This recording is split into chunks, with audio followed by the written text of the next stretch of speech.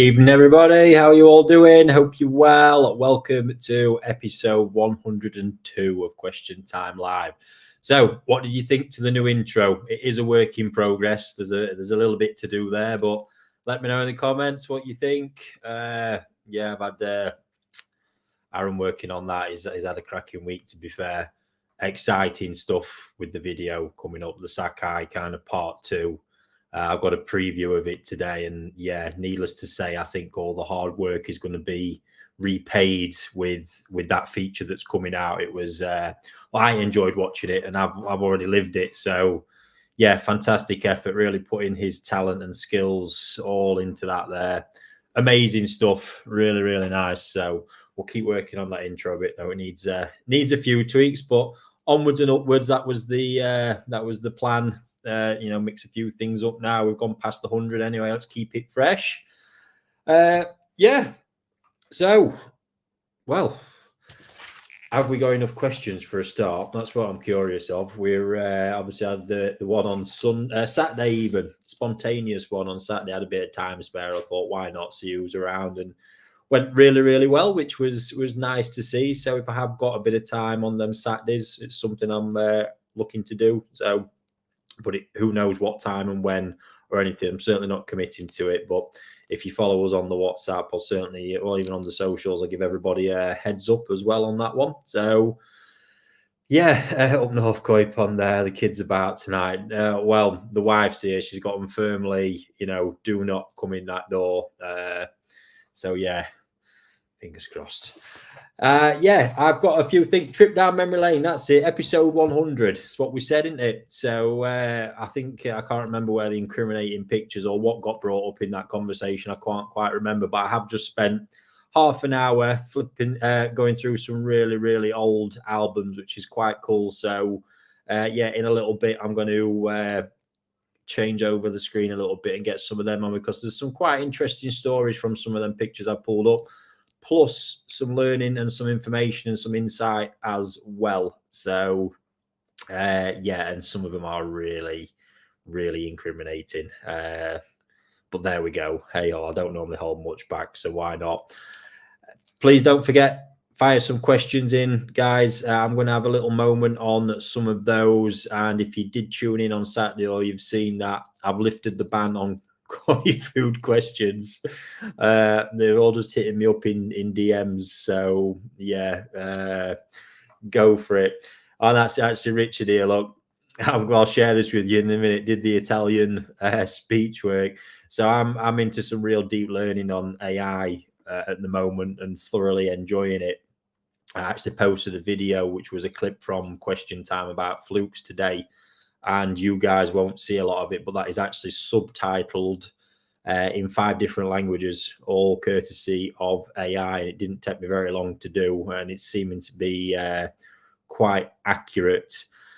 But let me just share this with you. This is quite funny. So after realizing I could do the subtitling quite easily in other languages, I thought there's got to be something out there that would actually let me dub these videos. You see where I'm going with this. Just give me a second. Let me actually locate where I've got it. And sure enough, not only was there ones out there to dub, there was also videos out there that could kind of dub it in my voice as well. So here we go. For those that didn't know, I do speak fluent Italian. Let's see if this will load up. Oh, there we go. Uno dei miei pezzi migliori nello stagno. Davvero di 21 centimetri eravamo qui. Punto. È un assoluto senza che io lo prenda punto. Eccolo punto. È un vero e proprio colosso. Sarà eccezionale. Sono entusiasta, per non dire di più, di quella prospettiva così alletante punto. What do we think to that? Absolute madness. And apparently it's pretty accurate as well. It certainly makes some sense. Just phenomenal. And I could have had that in all kinds of languages. Good stuff. Good fun. So I'm going to delve into a few questions now. I've got another little video, a bit of Shunku appreciation to share with you as well. Just a really cracking fish from when I went through that pond. And then, I'm going to have a bit of an update on how it's going with the the sheer up sorry grow out. I think I can't remember if I mentioned it on here or wherever it was, but the feeding by body weight, my God, the progress in it's just over a week, I think it's been now, is phenomenal. I literally cannot wait for the next weigh-in, and quite excited by the end of this. I'm actually going to have some data to share as well, which is quite cool.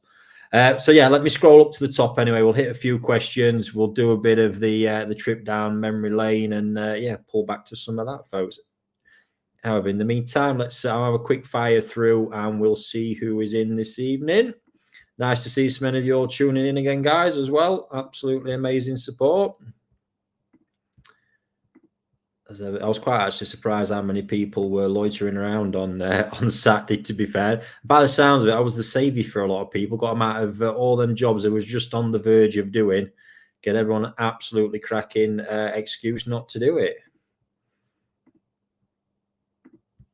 Yeah, amazing, guys. Honestly, I do appreciate the support every week. It's amazing. Got Denmark in the house. There we go. Danish was actually one of the subtitles on that video earlier on the channel, the Flukes one. Feel free to let me know if you've seen it, how good and accurate the subtitles actually are. Morning from the States. Wow, in from all over. I've just seen we've got somebody in from Canada again as well. Where was that down there? There we go, from Alberta, Canada. Amazing. Right, questions. Let's get to it and get a few of these boshed out. Like the new intro. Last one was my fish. Yes, it was, and had my favourite kohaku on the. Oh, shocking. That why you've joined in today, Adam? Because you knew that was going, mate. I feel for you there, pal. It's horrible when that happens. It's always the best one, isn't it? What the hell is that always about? Just always seems to turn out that way. Bonkers. Right, here we go. Marie-Louise Spears. Evening, Ricky. Evening, all. Ricky, when using Alpha Grog in a multi-bay filter, which media would you recommend to change to that isn't plastic? 1 times non-moving bed chamber, 1 times chamber that has an air stone. Currently, also using ceramic rings and oyster shells in the last 2 that isn't plastic.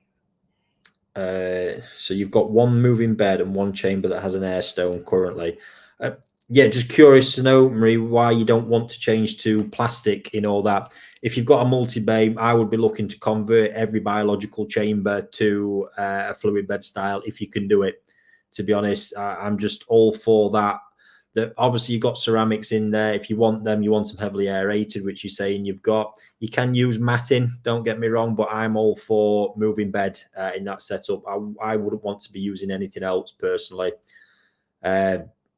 It's just the system just works. It's very, very efficient. It's the way to go for me. Certainly Alpha Grog, yeah, get that stuff out of there. I cannot stand Alpha Grog. I've got big, deep scars from that stuff, and I just don't rate it versus a lot of the other stuff that is out there. So I hope that's useful for you.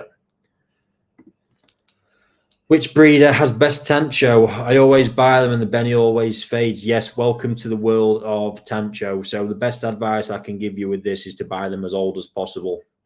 From Nisai onward, you're going to have a lot more security. Any older than that, the level of security gets just going to become more and more. So that's the best bit of advice I can give you there. As for farms, this is really irrelevant on the farms because your issue is here. You've got no tell or any indication as to what's actually happening with the quality of the Benny. So a bit of practice, you can probably tell a little bit, but generally we use the Benny on the body as the indicator to the potential quality of the colour.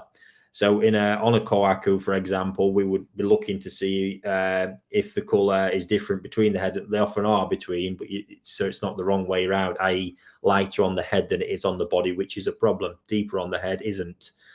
So we use stuff like that. We use the Sashi on the Benny on the body to indicate depth of colour, which will have some impact on the head as well. It's really, really tough. So I have preferences to Tanchos. I mean, any of the big kohaku breeders, you're going to find the best Tanchos at with the best characteristics generally. But as for predicting them, the older the better. And then, yeah, after that, it's just if you're going for Tosai, there's a lot of chance involved in the whole thing. And the Benny Camphate, honestly, they're a stressful fish. And just to show that money breeder doesn't play any part, I went through a phase with Dainichi Tanchos over the Dainichi projects, even in Japan, right? Because I had the picture in my head of potentially having one like they've got the 90 odd cm plus tanks that are just absolutely ridiculous and so good. Makes a Tanto really interesting for me. However, I went absolutely, honestly, balls deep on this Tanto, thousands of pounds for this toe side that was slightly oversized on the spot, which is what I want because the Benny will contract over time. It ticked every box and it come out an absolute shit show. The Benny had moved on the head that much, it looked nothing anymore. It was just shocking. So yeah, and then at the same time, I had them again, ones I paid big sums for out the auctions to grow on over here. And pretty much just the same across the board. I can't remember one turning out that particularly impressed me. So yeah, we move on from that. Personally, I'm not a huge fan of Tanchos. I find them a bit boring, apart from when we get into the realms of, like I say, these ones, Sakai, Dainichi specimens, and they get that body and size to carry with them. All of a sudden, for me, that adds a dimension that where they start to become interesting. Evening all. Hope you all like the new intro. Thank you very much. Scrag68 Craig, if you identify a fish having parasites, is it worth giving it a PP dip to hit the parasites before dosing the pond? No. Again, it depends on the parasite here as to what your treatment course is anyway. But all this, dipping, if you've got a fish that's got isolated problem, then that's when baths and dips become really useful. The likelihood is in this case, it isn't an isolated problem. Therefore, hitting it with a dip, then medication in the pond. Guys, you can over medicate. Medication's a stressful process for fish. You can make them sicker. Just sleeping sickness is another great example for this because they're already at a point where they're struggling massively. If I hit a batch of fish that are deep into sleeping sickness with medication, they will sink further into it because they can't handle the stress. Their body's not functioning properly. Chemicals are potent things to these to koi. You can't just go firing and blasting them from all directions. So no, for me, it's not worth giving it a dip. Dips you use for certain purposes. It can be handy to dip new fish as you bought them and put them into your pond, just to make sure if there's anything there, it clears it off. They're very practical like that. I would say if you've got an isolated case of something, you can use it for that. But generally, if you've got parasites on a scrape, they're going to be in the pond and you need to be medicating the pond for it. And that's where I would stick with that one. What's the best way to treat wounds on koi? Okay, so this for me, Susan, I presume we're moving into a bacterial kind of question here. Now, if that is the case and we're dealing with wounds from a bacterial problem, obviously getting on top of the bacterial problem is the priority. And generally that takes antibiotics to truly do that. There are obviously part of the process is you're wanting to clean the wound to a degree to help the healing process. For that, all I ever use, because again, just even coming back to what I've said, a lot of these wound cleaners I've seen and over the years seems to actually do a lot of damage because they're just too potent. They're too aggressive. And with the wound healing, you get to a point where when you see a fleshy wound go from kind of that raw red to a pink, that's because there's delicate new skin forming. And you're going and spraying something on top there, putting something on, is likely going to damage that and can actually set it back. So you've got to be really careful. Now, for me, if it's kind of, a clump of red scales, angry looking scales or something minor like that, I'm going to go for iodine. Tamadine's actually a great treatment. It's quite a thick, sticky iodine, so it does quite well. Something that's just going to cleanse the bacteria off and clean it up a bit to put it back. Got to be careful if you're drying stuff up because you can really damage the slime coat from overly drying it as well. And then you're going to create more problems. So it's a really tough one. But if we're talking, when you say wounds, that to me just indicates there's potentially a bigger problem. And in the case of bacterial disease, we're moving to stuff I've spoke about in the past of identifying the bacteria, getting the correct antibiotic, administering that across the collection. And generally, when that's done and you actually defeat the bacteria, the wounds will naturally start to heal without too much intervention. the big thing with a wound in regards to keeping it clean is if it's at the point where it's still kind of eating in there and destroying scales, you need to get dead scales out. Dead scales will feel like sandpaper, very, very rough, and they come out with sometimes with real ease, but without much of a tug. A healthy scale, you'll be fighting trying to pull it out. You often have to cut, if it's decent sized fish as well, cut a healthy scale out. But yeah, if it's dead, let's say, it'll feel rough and it'll just pop straight out. You've got to keep them, because that's pretty much like having a splinter on your finger that gets infected, and until you take the splinter out, the rest of the wound's not going to heal or go down. So yes, I hope that's helpful, Susan. Oh yes, here we go. So Matt, in your latest, I was expecting this tonight, your latest delivery video, there was a koi a little worse for wear. How did it get on? So that was the most expensive koi on that shipment, just tuning back into what Adam said earlier. It just turned up and something had gone. It was laid over, but its gills were still going. Gave it the best care. I thought I was winning for 3 days, I think it was, but in the end it did eventually die. Real shame. That was nothing to do with, because every other Dainichi fish in there arrived fantastically. That one fish had some kind of stress event where it had a bit of a panic attack, heart attack, something like that. I don't know. We managed to keep it going a bit. I actually thought I was winning, and then it just went, unfortunately. And that's how it goes. That's one of the risks with shipping koi. It just so happened to be the most expensive one by an absolute distance as well. What can we say? I don't do it. By now, I'm used to getting kicked like that. It's part of it. If you're going to let them bits get you down, it's not the hobby for you. But yeah, like I say, unfortunately, it wasn't to be with that one. If you haven't seen the video, it's over on the channel. It's the last Nishikoi journal video that's dropped. And yeah, summer shipment, quite interesting as well, because that process in itself is quite a new one to the koi world, and one that still seemed as being wildly risky and not many people doing it, and one I've actually been doing since 2016. So yeah, another question there in on that one. So unfortunately, that's the way that ended. Scrag and Craig, before PP, it's recommended to clean filters. As part of that, you obviously have to add water top up. If you're using sodium thiosulfate as a dechlorinator, will this affect the PP? Yes, it does tend to linger around in the water, and if you do it too soon after, it will neutralize the PP, mate. So you might need to look at another way round of doing that one. So we're up to 156 tuned in right now, which is amazing. Right, bear with me. Fancy Carp, how we doing, buddy? Eric, I recently bred the Black Zeus from you. I have loads of fry. Wow, mate, they're rare beasts. Will Saki Kari growth mulched up into crumb, or do I need a fry food, which I don't know much about?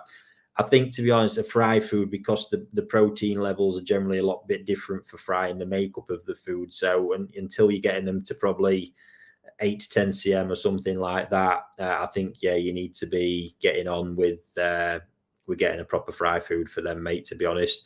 And best of luck. Keep me posted on where you get with those, pal, because I've got all these crossed that Dainichi's managed to do what you've done this year as well.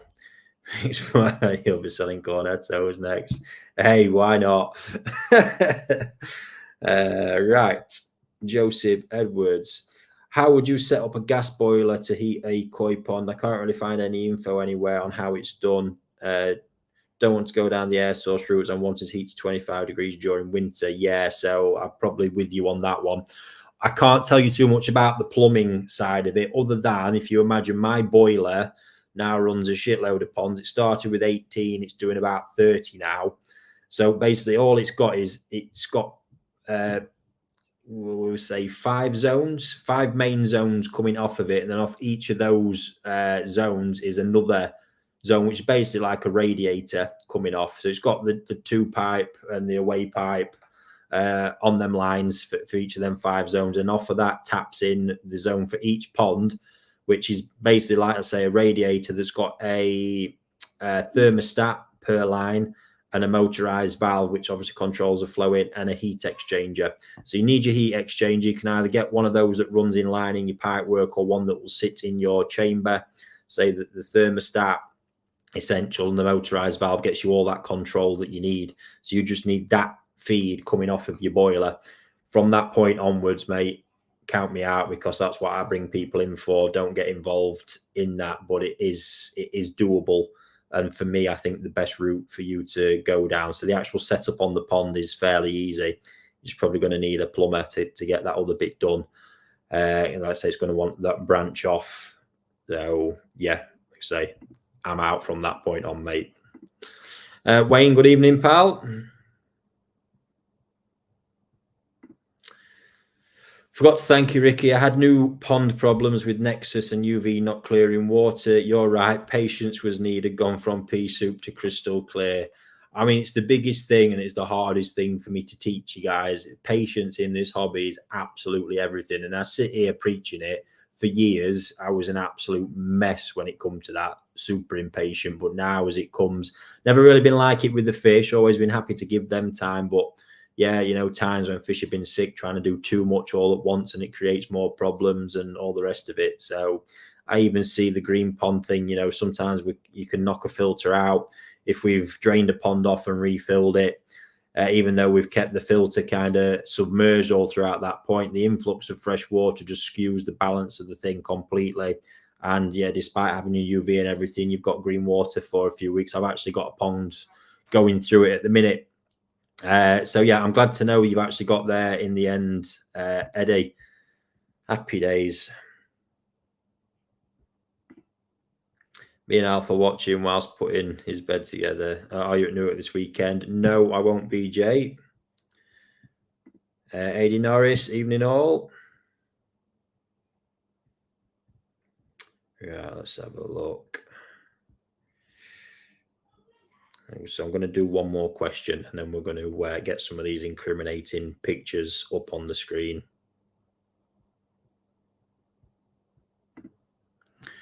Ricky, I have a 2,500 gallon unheated, uninsulated pond with a limited budget. Is it better to spend £200 on Saki Kari balance or £30 on Scretins and use the balance on heat during the summer? Yeah, so I don't know if I'm reading that right, Colin. Is it better to spend £200 on Saki Kari balance? I don't think is Saki Kari balance 200. Honestly, I've got absolutely no idea where that's sat at, but and use the balance on heating. Oh, sorry, I have misread it. Right, that is a really good question, Colin. And if I'm honest, completely there, and you know how much I back Saki all the way. If it come to a choice like that, I go with the heating in the summer, hands down. Absolutely, hands down. It's not because I mean, Scretin's food is pretty fucking awful, to be fair. But I know for a fact if you're cooking that pond in them temperatures in the summer, that whole thing you're going to get cooking really, really well, and you're going to be much more enjoyable, stable, in control than not having the heat and going with the food. So I think from that, you guys firmly get an idea of how much I believe in that principle based on, you know, normally that's a no-brainer for me, that question. And you poised it in such a way. I mean, the difference between Hikari and Scretin stuff is just leagues apart, but you would benefit massively more from the heat. Very good question, that, Colin. Well done, mate. Right, let's have a look. So I'm going to switch this over right now. Might as well start off with an absolute shocker of one, haven't we? Feel free to let me know if this gets a bit much, guys. You want me to move on because I might get a bit lost in all this, and feel free to fire any more questions in. So, oh yes, look at that one piece. It wasn't even a one piece. It looks like it, doesn't it? Shell suit. That's when my mum was buying me clothes back there for sure. Always at least 3 sizes too big. Oh my God. So that was, I was 12 years old on that picture.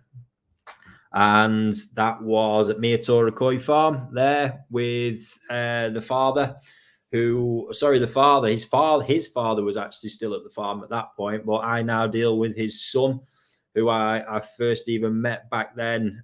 We actually took him some English reading books as well, and he does speak pretty good English now. But yeah, they were great days.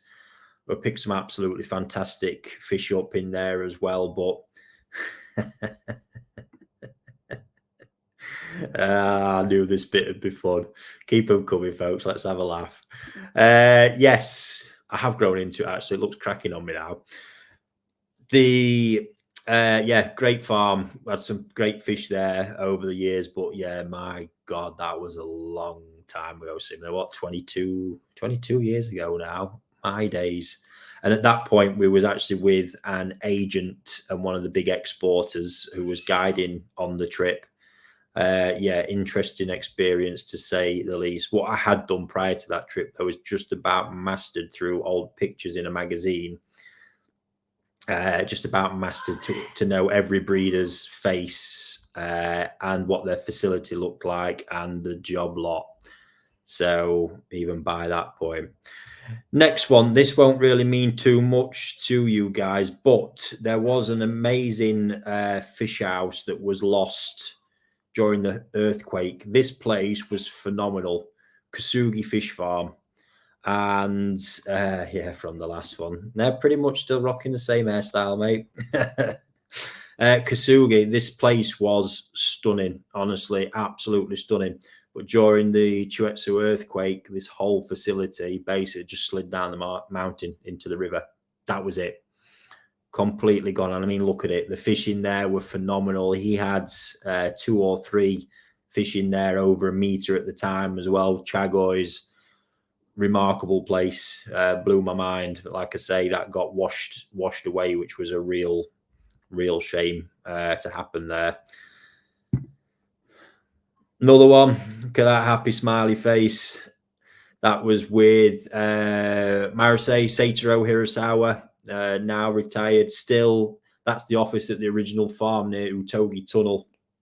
And yeah, I mean, not too many people go there now, but still go and see the old boy. He's been breeding koi now since, I mean, he's in his late 70s, I think, breeding koi since he was 13 years old, first generation, and built that whole Marusei operation.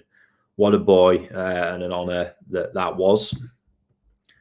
And then this is going to tie in a minute. This was just a curious picture, weren't it? So this pond I'm going to show you from the next year when I revisited Masaki Koi Farm, Hiroi Masaki, brilliant place in Koguriyama. And yeah, this pond was in his garage. I want to say, yeah, and that was the filter. This pond housed all of his best tatigoi in it, 2-year tatigoi. And that was a homemade filter, that crate that had a load of oyster shell in it and a pump just drawing water through it. That's it, end of. Phenomenal. Like I say, I will get to that one in a minute. I've just got to load a few more pictures up to do that, actually. But yeah, bonkers stuff. I'm just going to leave that on there a sec while I get a few more up. Can just, oh wow, Ian, someone had to drag the tone down, didn't they, mate? Shocking.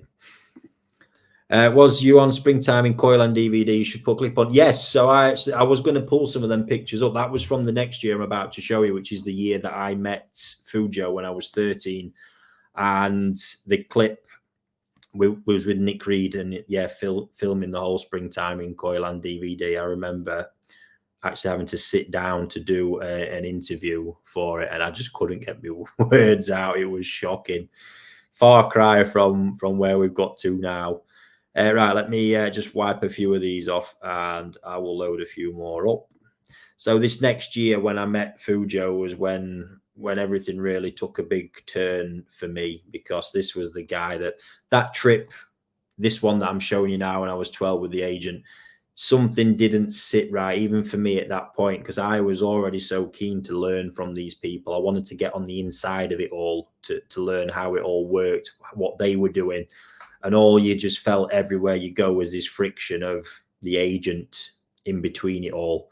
And it really did feel like an absolute concrete wall as well. And even back then didn't sit well. So what happened was Nishikigoi International magazine that the late Nigel Caddick produced was, I remember an advert in there that Fujo used to advertise his show, and his main guy used to be an interpreter and a guide and help with all the export.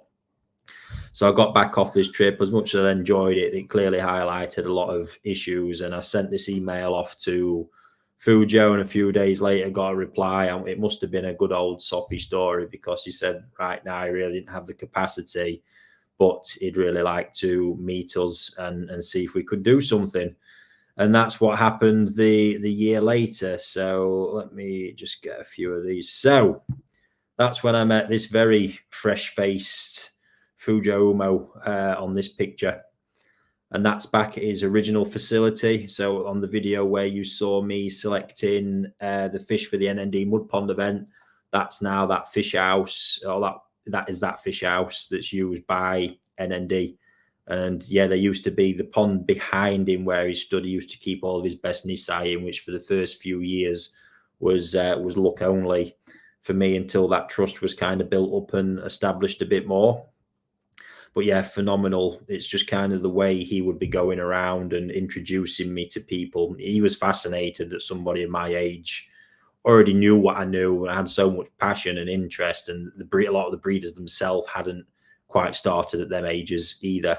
So yeah, he spent a lot of time promoting me to all the breeders and everyone as we were going round, and that's what really helped set the foundations with a few of the guys there. Just to come back to it, look, the one with the filter, this is actually the pond, look. So this garage, this is on the bottom level of the garage, look. You can see the blue tarpaulin sheet strapped with tape to the side of the wall with a bit of polystyrene behind it. The wood at the front here, don't miss that. That's what's stopping the water from all flooding out. And that filter that I showed you chugging away in the corner. And in there you can see how many fish there are. All of his best 2-year-old stock just kept in his garage. Absolute remarkable stuff. And then, yeah, so on the Fujo thing, like I say, we were filming at the time, and this was all being filmed. But this, you can see where it started for me, because every time there was an opportunity, he was happy for me to jump in. I say happy for me to jump in. I probably just jumped in, to be fair. But this was packing a shipment that he had leaving, which was a great experience as well, to see how the export side of it was done. They're all on the same night, hands-on. And that in the background is Hisato Nogami. So his farm is literally 5 minutes away, probably not even that actually, from Umo Koi Farm. And that is where they used to be very, well, they still are very good friends actually, but they used to help each other out a hell of a lot. So as soon as we finished packing here, we went straight to Nogami's farm and started packing the fish that he had ready. So that was really nice, and seeing how it's done at both ends as well, and just seeing that level of collaboration was really nice. You know, it's about working together to get the job done. Absolutely fantastic stuff. Right, hang on, I've got a couple more. Just let me know if I'm dragging this on, folks, because I'm not going to lie, I'm quite enjoying it. Yeah, and then because I have just got a few that I've got from my first work experience trip as well, which I always like, because that was, from my learning perspective, that was a real game changer in everything, just getting to see how stuff was done at that point. So a couple more. This was, so that's Makoto. Now, again, close friend of Fujo's, now managing director of NND. And that was me handing over some cash for the first batch of fish that I bought. Absolute madness. My nan had actually lent me that money to buy them fish, which I come back and sold. Yeah, grew them on, sold a few through my dad's shop as well. It was mighty good fun. Is it rare that someone from the UK gets to do what you did as a youngster over in Japan, or is it available if you look into it? It's not something that's readily available, Ian, in truth. NND do quite a bit of it. There's been quite a lot from Asia over there, but you never tend to see many of them go on much further than that, to be honest with you. Now, I do get to hear some of the feedback at times as well. It's quite interesting. So on all of that,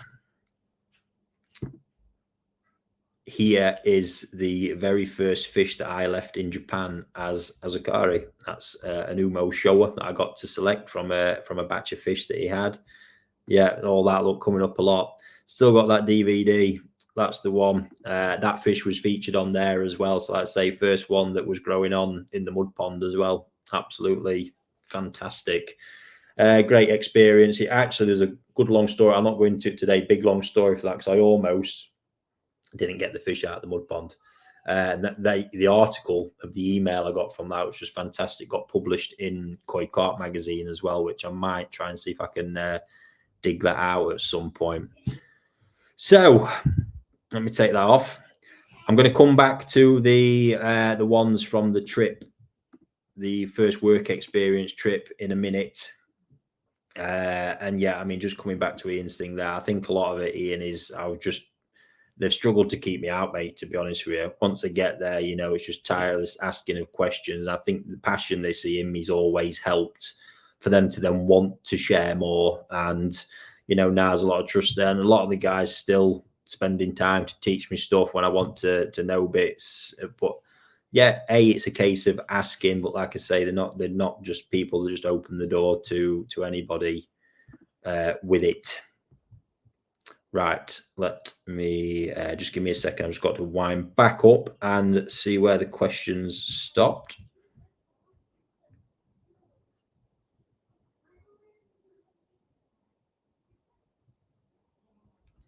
Crikey, folks, you've been busy here while I've had my head stuck into that.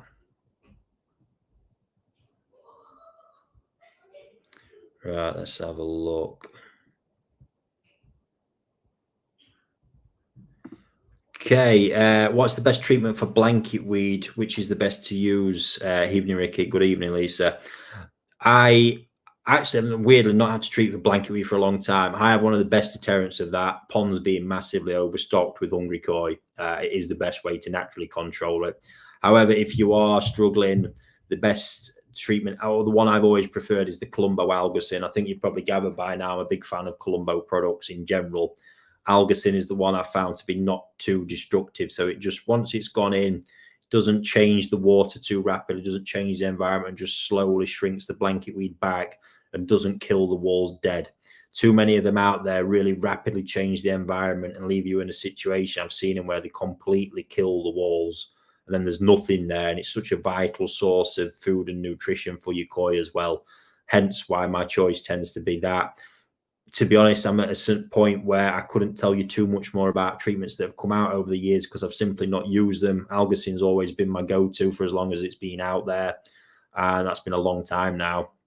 And so I don't see the need to be faffing around with anything else. It does the job for me. You just got to be a little bit more patient with it. The ones that tend to go in, you know, turn your pond into a mud pond for a few days and then everything's just gone, scares me in all honesty, because you just imagine what that's potentially doing and how much that's changing the environment in such a small space of time. Do koi nip at each other? Have a small fish that looks like bite and a small chunk on the top of the tail gone. Mistakenly, sometimes you can see it through feeding, but I doubt very much that has caused that one. So you might have to go back to the drawing board with that. Susan, just coming back to the question about wounds. Yes, that was helpful. Should I salt up at all? Again, salt will help because, you know, if you're going through a bacterial problem, it's high stress. Whenever there's high stress, it's going to be absorbing energy, just fighting stuff they shouldn't normally want to be fighting. So that can always affect osmotic regulation a little bit. Putting salt in can help take some of the pressure away from that so that energy can be used elsewhere. God, my throat's drying out tonight. Yeah, so that's it. It will help. It's not going to cure your problem. It's just going to help support the fish while they're going through a very stressful period. New here. These Q&A are great, so thank you. My pleasure. You mentioned Alpha Grog not being any good. We have it in our shower and hadn't realized it was no good. Can you suggest something else? Yeah, I use Shigure bacteria home media in mine. I just don't like, the reason I'd say I don't like Alpha Grog is because past experiences, it really seems to just collect too much shit within it. I think the big gaps collect waste particles that are too big, and it can become very anaerobic and very toxic and go on the turn very quickly if you're not careful. In a shower, you're probably going to get away with a lot more of that, especially if it's pre-filtered. I wouldn't use it when I'm using my showers at the minute and pumping straight from the bottom of the pond. There's no way I'd put Alpha Grog in that scenario. If you're pre-filtering either and you've got it in a shower, likely the problems I foresee in that might not be it. But when it's been used in bay filters, and you can chance of getting sediment or settlement and slow moving water through them so it can build up, I just don't, past experiences with it, I don't like the whole environment. You've got that still static chain when it's aerated. There's no way for that media to move, any bacteria to be knocked off or anything like that. So you saw the difference night and day, or I did, when all of a sudden you get your first fluid bed and you see how the fish react in that environment versus one with Alpha Grog. It just a more fresher, cleaner, vibrant thing. But like I say, in a shower, personally, I wouldn't. And the thing is as well, is it working for you? Which it probably is at this point. There's no need to go changing and swapping it, but it's just being aware of some of the risks from past experiences of mine. And yeah, efficiency wise, it's just nowhere near, in a submerged setting, nowhere near the efficiency level of K1 for the same footprint either. Yes, Adam, always the best ones that end up dying. Does seem to be the case.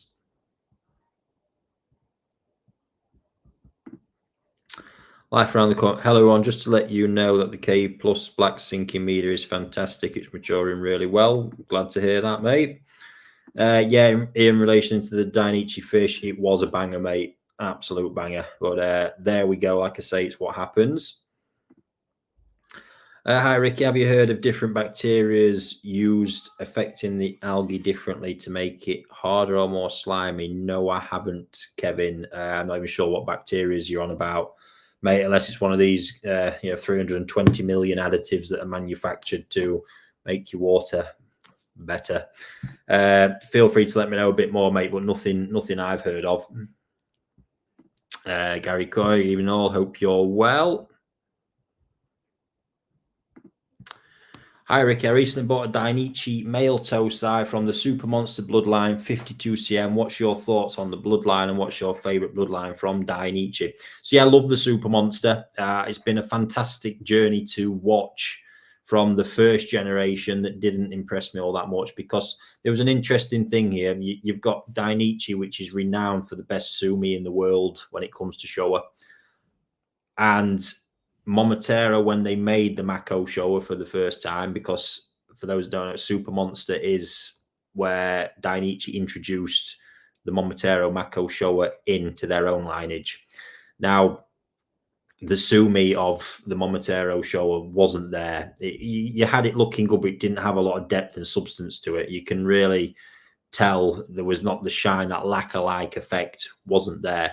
But they were obviously getting the size, they had the Benny quality, and the other bits corrected the body issues, really, that let's say Dainichi Showa possibly had been a little bit more stout. So yeah, first generation, as expected, sumi was a mixed bag. It wasn't the typical Dainichi stuff. But now you get obviously further down the generations, you get into Super Monster, and there's been a couple of iterations before that as well, I believe. But yeah, I've had quite a lot of them now, and really, really impressed. The sumi is super reliable in coming up, certainly in the UK. Comes up very quickly as well when you get it in the right conditions for the sumi. And good quality sumi as well, and fantastic growth, great body lines. I've got nothing negative to say about it, that's for sure. My favorite bloodline of Dainichi for Showa is the Mona Lisa line. However, I've just had such incredible success with them, and the quality seems absolutely phenomenal. For Kohaku, that varies a little bit. Mihara X is a fantastic line, had some great pieces from that, and it's a widely, strongly considered one, respected one in Japan. Red Tiger of the more modern ones, again, I've really liked the look of as well. But yeah, Mihara X, you don't tend to get much offspring from it, but it is a phenomenal lineage. And the other one absolutely evaded me. the top of my head, but I've had some fish from that have done really well, certainly in the male ones as well. But off the top of my head, sorry, can't recall that, Jess. But yeah, nice question. Thank you. I love it, Will's Coy. Any advice on a UV? Yeah, if any of you see one of my latest TikToks, that's what he's referring to there. Fantastic, mate. Worth a look, that one. Like I say, really enjoying that platform at the minute. Adam Webber, Tanto, Cher. I've had 2 Issa fish now that have both ended up with body deformities. Is it something that's quite common with them or just bad luck? To be honest, more common with Shower. Shower are a difficult fish.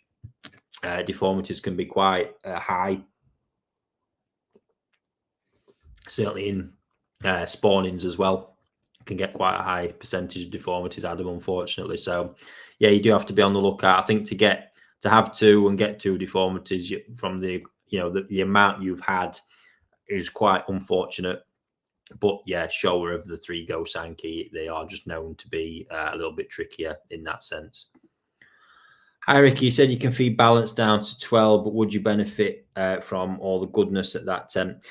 To be honest, the point with this is at 12 degrees, you shouldn't be feeding a lot anyway, because your filter's going to sleep. There's no real need to be feeding any mass amounts. So but what you do give them, you want it to be decent, but it's just honestly small bits of food. That's it. So that's why I say it's safe to do, because you're not feeding it any real quantities. It's not super aggressive with the fat levels. And it's a case of you might even not be feeding down at 12. It's a personal choice, but you're just giving them a little bit. But even still, if you're feeding, I wouldn't choose to give them inferior stuff at that temperature, unless you want to really spoil them and go for some pure, phenomenal winter food if you're feeling flush. Midori Koi Farm, hi everyone. Rick, can you tell me what happens if the sashi on your koi is more than 1 scale deep? So yeah, that rule is a little bit misguiding, because it will depend on the Benny type, because a deeper Benny, so the more intense Benny, say from like Kagura-based lineages, Maruyama, Nogami, some of the Dainichi stuff, when you got a harder, harsher Benny like that, the sashi tends to run a little bit deeper anyway. The biggest thing you need to look for in it is not necessarily so much the depth, but uniformity. So across as you've got each dan of the pattern, across every bit of it, you want the sashi to look the same depth, the same color, the same consistency, just really, really uniform. What can tend to happen is in some sashi, if you get like a thicker red scale or a bit of an overlaid scale that's got a deeper color, stuff like that will never correct. If you've got, say, you've got it all across one dan at a nice scale, deep and uniform, then all of a sudden this part here just extends a bit further, more than all the others, that I can promise you will never fully tighten up. The rest around it will tighten up and leave that little bit exposed as it is for the rest of the koi's life. So rather than looking at the depth of it, I think it's more important that you pay attention to the quality and consistency of it, to be honest. So I hope you find that useful, Adrian. God, my throat. Right, so that's where we were.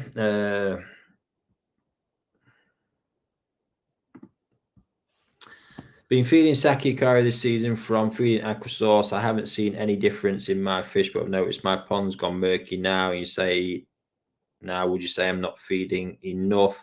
I have a 900-gallon grow on and feeding 264. Yeah, I can't. There's a lot of information there to process, Lee, but you are in a minority, buddy, in saying you've not noticed a difference. Could be a feeding amount that you need to be feeding more. Gone murky again. I need to look at bigger questions within your system there potentially, mate, but it's very, very rare to hear that.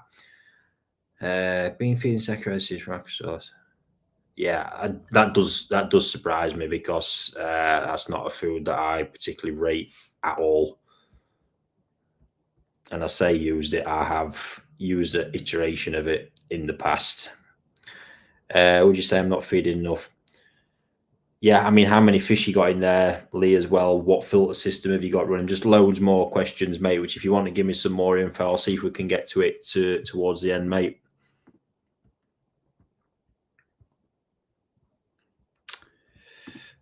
Koi Heaven, good evening.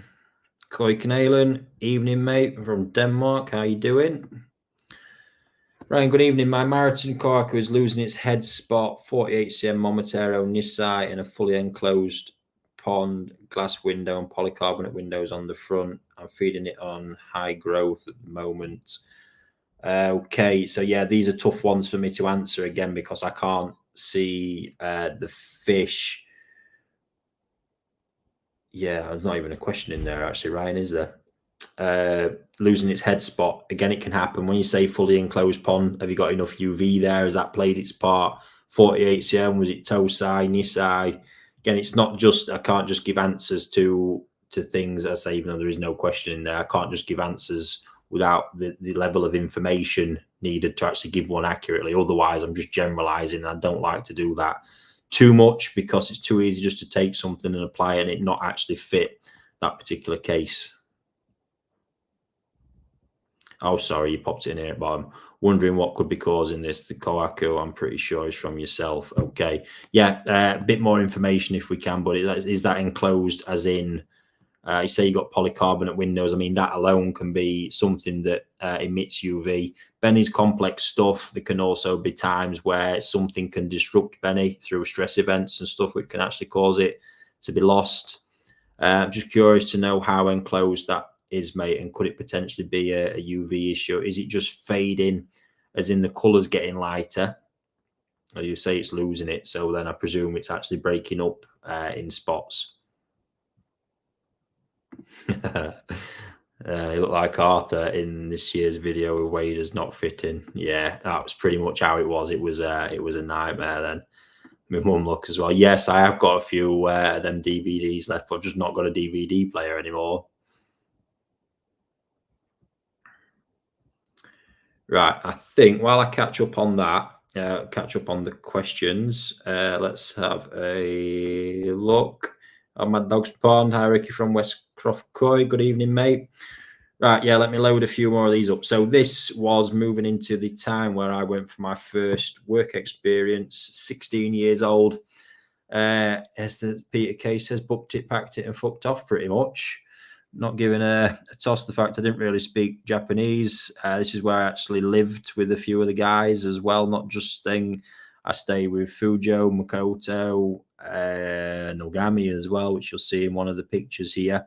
And it was a trip where, you know, as much as I was expecting to go and do all the glorious work, Fujo was intent on me learning it as a breeder, has to do it over the summertime. No getting away with the shit jobs, let me tell you, as you'll see from a few of these pictures. Although you may not consider them to be shit jobs, you may consider them to be absolute dream ones, which looking back, they probably were in all reality. But to a 16-year-old kid, yeah, when you're being asked to trim weeds in a mountain when it's pretty much 38, 39 degrees outside, and not what I was expecting at all. But that is the way Fujo wanted to teach me, and I do thank him for it now. I've got a fair few of these loaded up.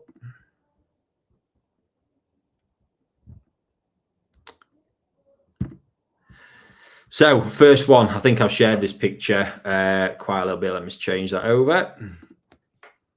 So this was pretty much day one that with Fujo back there.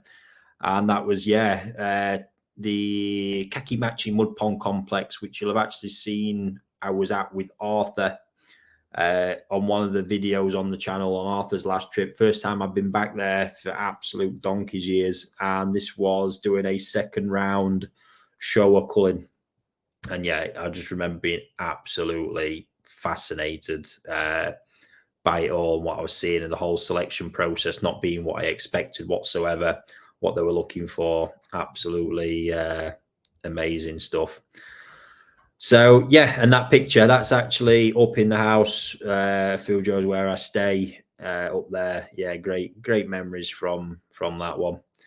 So here is me being absolutely, the only reason this was set up as a embarrassing memento to share at some point. They were just having an absolute laugh, putting me in full breeder mode. I looked like an absolute twat on that, to say the least. Fascinating stuff here. This was actually after we'd finished working on this pond. This was I was medicating this with Maitan, so just to prevent any problems from the stress of all the netting and all the rest of it. That's what they did. Maitan is a chemical not available in the UK. Incredibly potent stuff.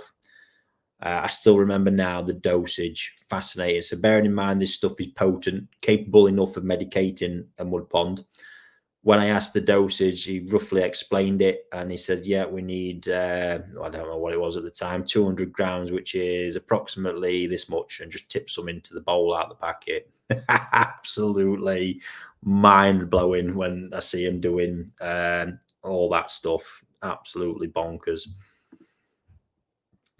And then, yeah, like I said about the mixed work. So that behind me is in Takayamachi town, where NND's main fish house is. And that was actually NND's main fish house being built at the time. And that particular day I was, again, it was about 40 degrees, you know, not too much.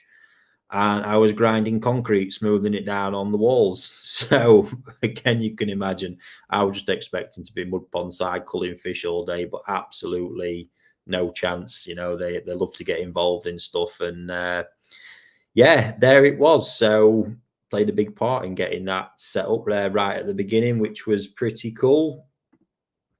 Then we moved on. So I did also spend some time with Yagenji on that trip as well. Now, this particular pond, this was a showa culling from a new parent set that they'd put together, and they were really unhappy with the results. So we spent a bit of time going through them, and in the end, they actually culled the whole lot.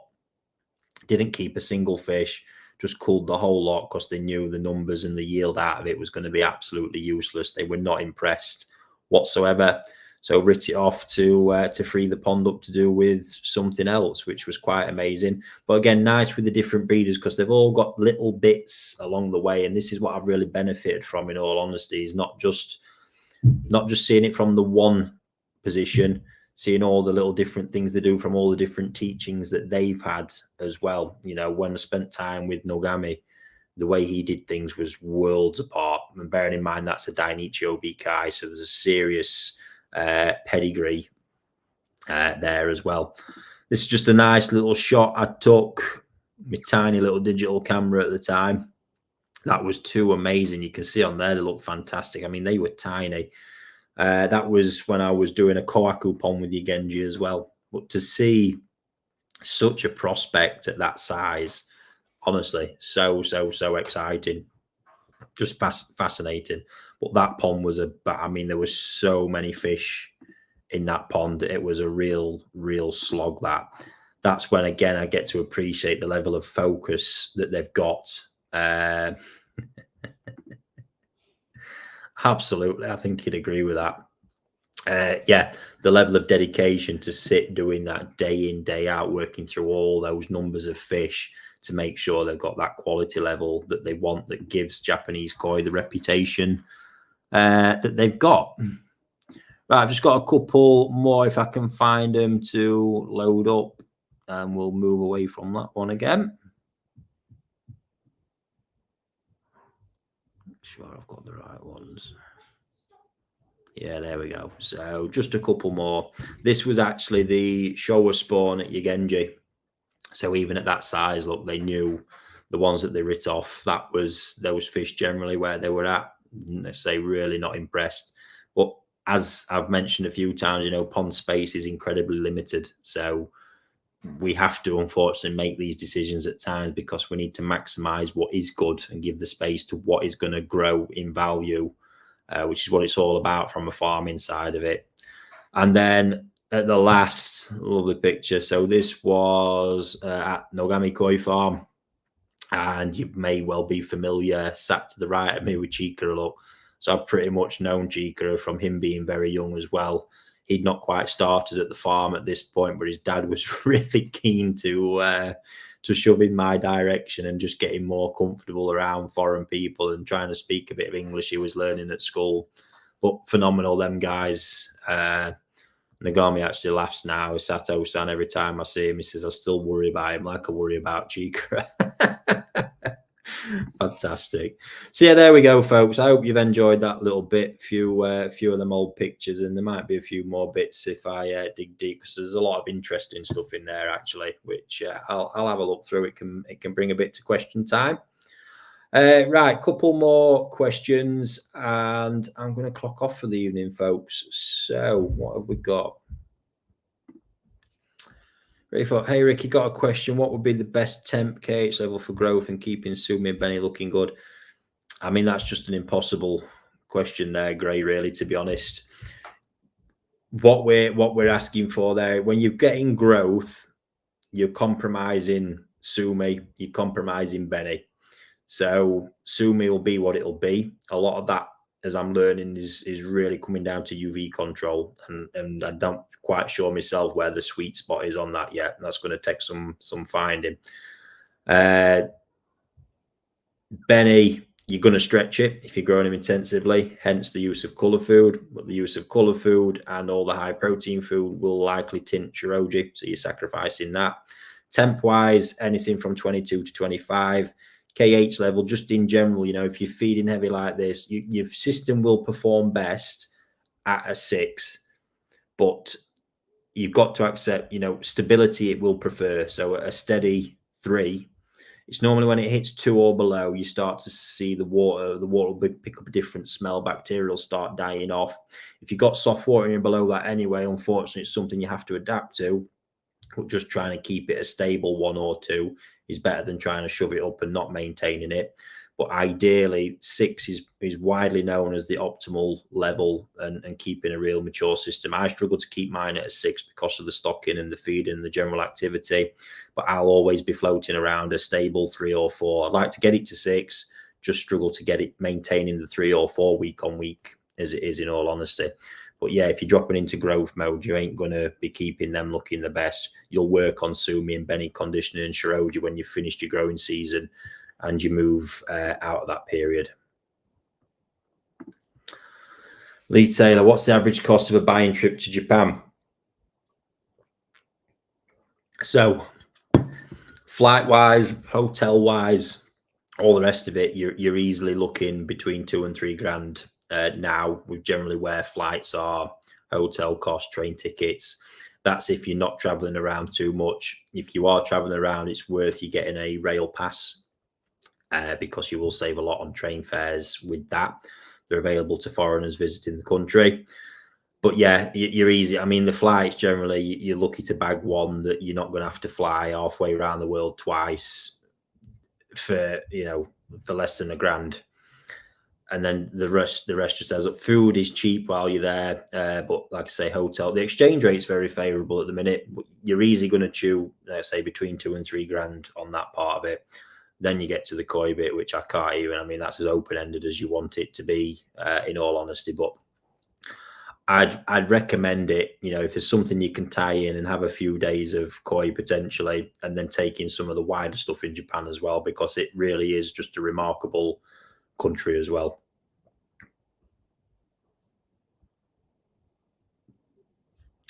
Oh, hey, we've got the food debate going on. Look, what have I missed there? Good one, Ray. Good one. We'll leave that. There's plenty of videos looking back, Ray, if you want to find out what I think to that. Brilliant stuff. Love a wind up.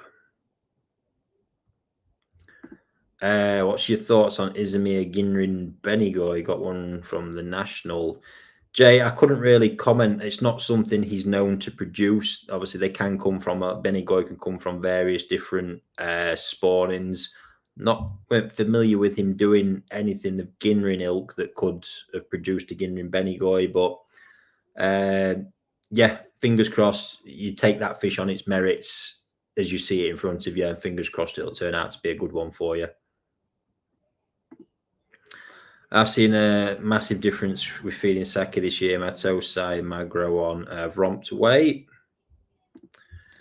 Dr. Kempo, Ricky, have you done much business in Hiroshima? If so, what breeders? Yeah, all the time. Sakai, Omasako, Taniguchi. I'm sure I'm forgetting somebody in all that as well, but pretty much most of the guys, my business, I tend to go with what's interesting me at the time, regardless of them areas. Taniguchi is a bit of a staple for me. Absolutely love the place in Fukuyama. Sakai is becoming more and more so of one, because, man, I'm obsessed. I forgot about the Shunku video, wasn't I? Right, just bear with me, folks. With the time difference, is there any chance you could get Fujo to join for a chat? Yes, I weirdly enough spoke to him about it, and as happened, he told me his English isn't good enough. This is the process with Fujo, so leave it with me, because I thought you guys might like that. I'll keep pushing. It might be that next time I'm in Japan, he's a bit more confident, so I can just get him sat next to me and fire the laptop up. So let's wait and see. Not that he's a shy character. I think we all know that. Right, I'll tell you what, let's leave that there. And actually, one question. What have I just seen? Got to get a bit of promo in. Have you got a provisional date for the return leg of Battle of the Breeders? Yes, guys. And we're going to be dropping this, but if you want to kind of save the date, I'm just checking it now. It's going to be the Sunday, the 29th at Newark Showground again. So information will be out on that one soon. We're just finalizing the last few bits on how it's all going to work. But yeah, that's when you want to be aiming for. Right, let me see if I can get this video to play, because these two fish really, really blew me away. I have shared them on Facebook, but not everybody on here sees that. So yeah, this was two fish out of the Shunku pond. Now, they're not actually Shunku, but they're from that spawning. And my goodness, honestly, looked incredible. All right, here we go. Load that up. Take a look at these.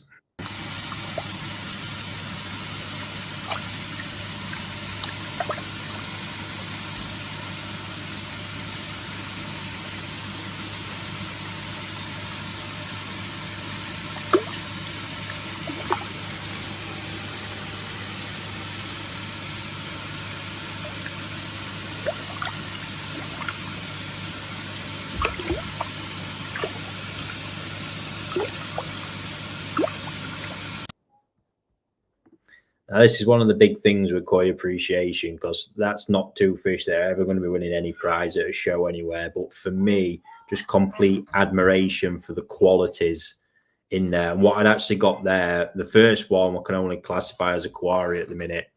But you see that the fukurin, the quality of that metallic shine and that unique color in that, absolutely stunning. The second one is actually a metallic Kage Shirotsuri, which I've never seen in my life. And how the hell, I'm trying to piece together how that's even come from that spawning, which is remarkable. But again, look, you just see the intense shine and luster in these things.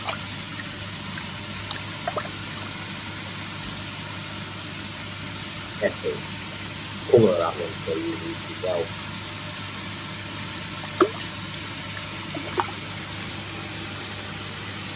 Look at that, look, deep luster on that. Turn over the dorsal bone there.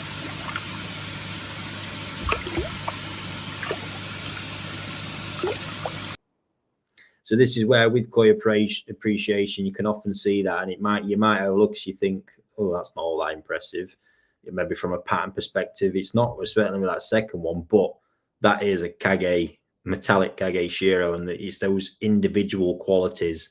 If you can learn to appreciate koi in that way, you will go a long way and really, really enjoy the hobby to the absolute max as well.